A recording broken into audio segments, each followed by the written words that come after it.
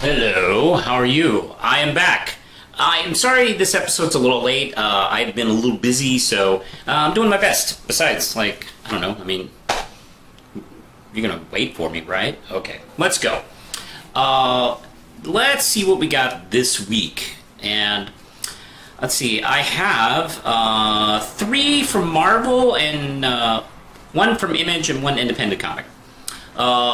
We got The Amazing Spider-Man 73. We got Champions number 9. And let's see what Daredevil 34.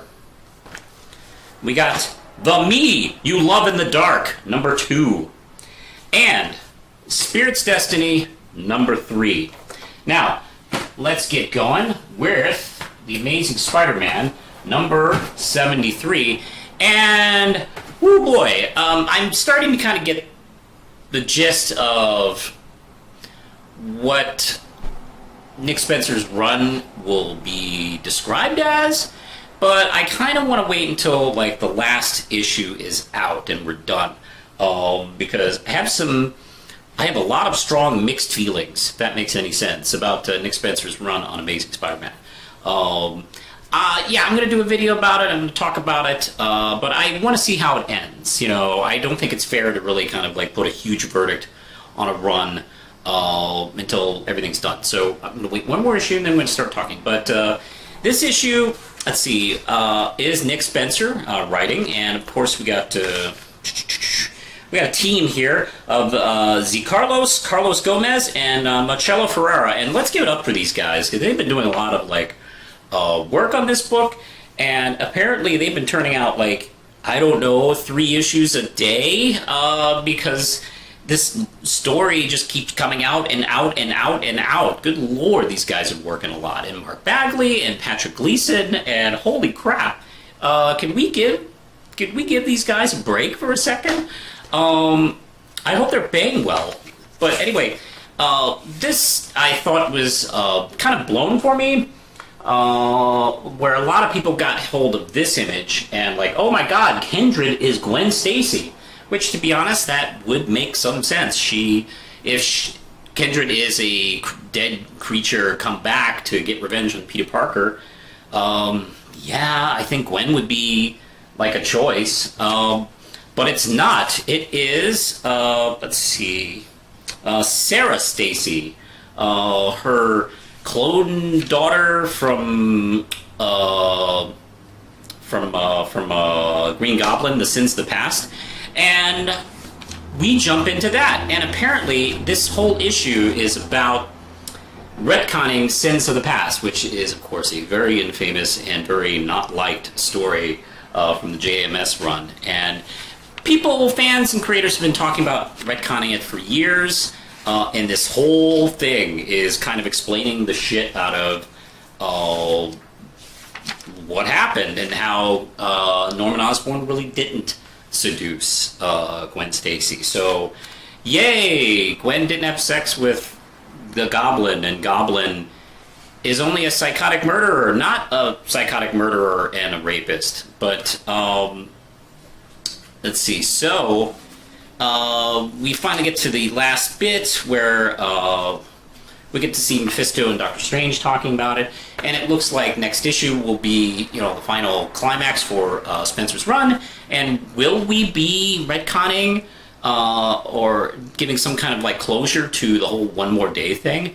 I don't know, and I have very mixed feelings about this issue, as a matter of fact, because there's not much story in this. It's kind of just explaining stuff, and that's not great. That's one of the things, and I'll probably get to this when I get to the whole Nick Spencer issue, when I talk about it at length.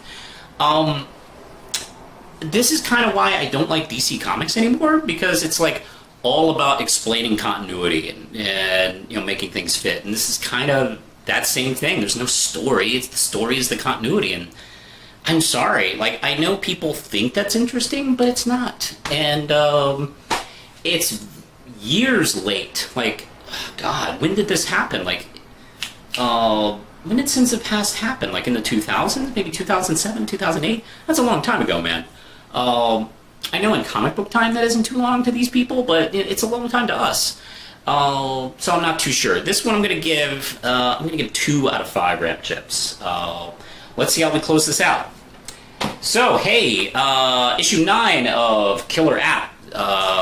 This is also another penultimate story. This is from Danny Lore and Luciano Vecchio. And this is dealing with the champion struggle and kind of infiltrating Roxxon, who has been trying to like keep their anti-teenage hero law in active, and they've been like kind of pressuring because ever since the Wanted storyline ended, Congress was going to look like, oh, hey, next session we're going to vote it out and we're going to repeal it. And Roxxon is like trying to like hang out with the kids and convince them, hey, this law is a cool thing, dig? Of course, they've been kind of infiltrating, kind of getting to the thing, and they've been trying to like politically squeeze Kamala into being their spokesperson. And she goes in and pretends to kind of go for it, and that's when she pulls a fast one on him, where she... Do I have that exact picture here? Let's see. Where she essentially like goes, you know what?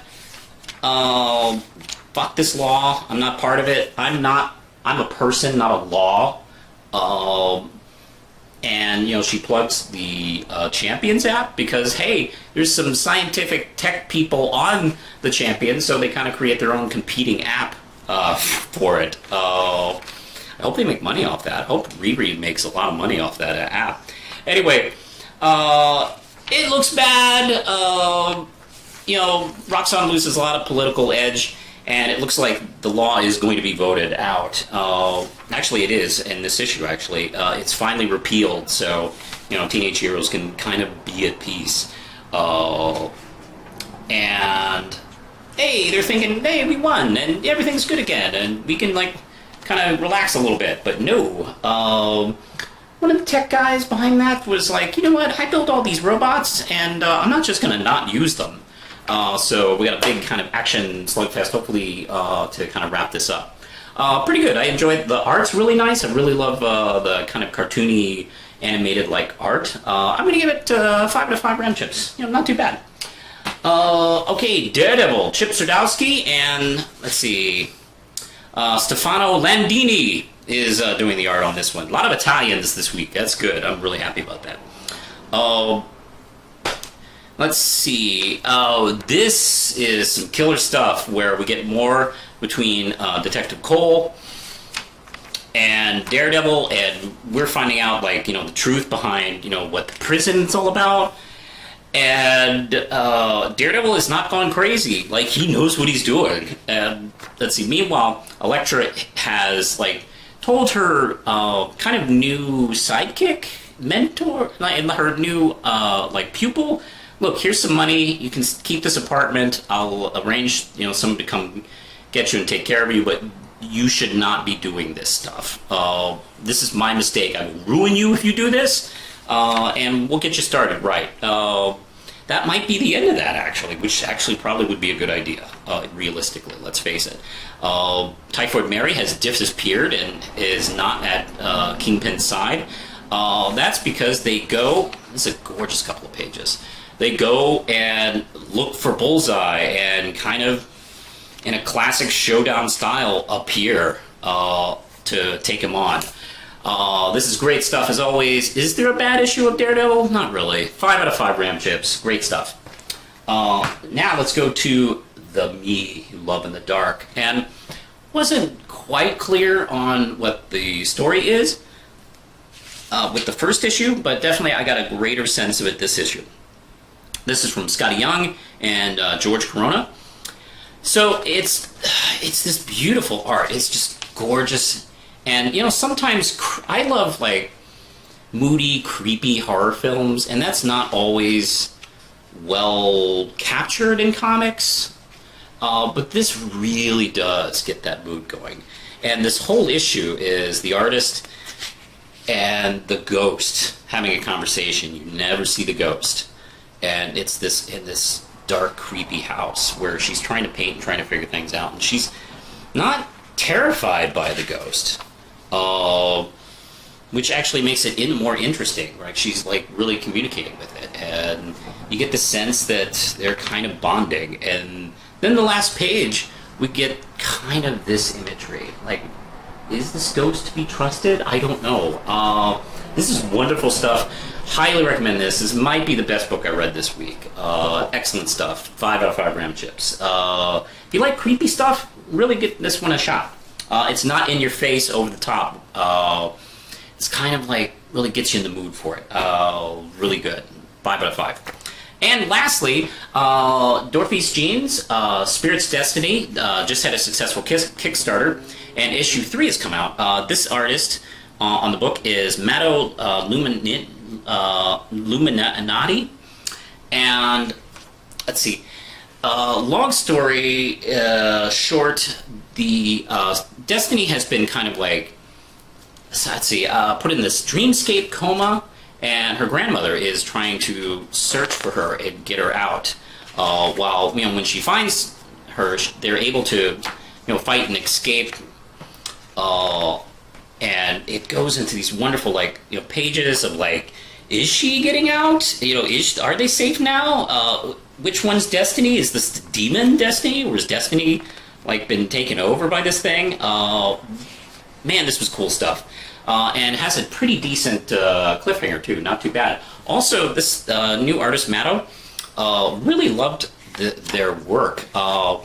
Totally reminded me of Damian Scott's work on Batgirl, and if you know me, that's a big compliment. It's a really gorgeous looking stuff. This has a lot of action in it, more than the first 2 issues, so it really spotlights that nicely. I'm going to give this 4 out of 5 ram chips.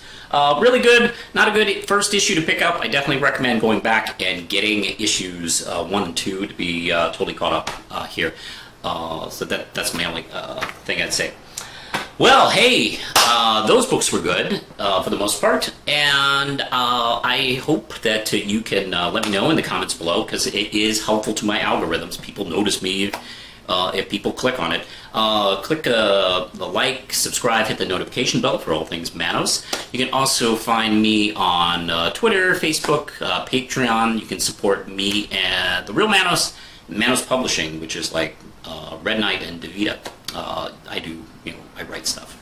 So, hey, I think that's it. Let me know in the comments below what you think of these comics, and I'll be talking to you later. Push the button, Lindsay.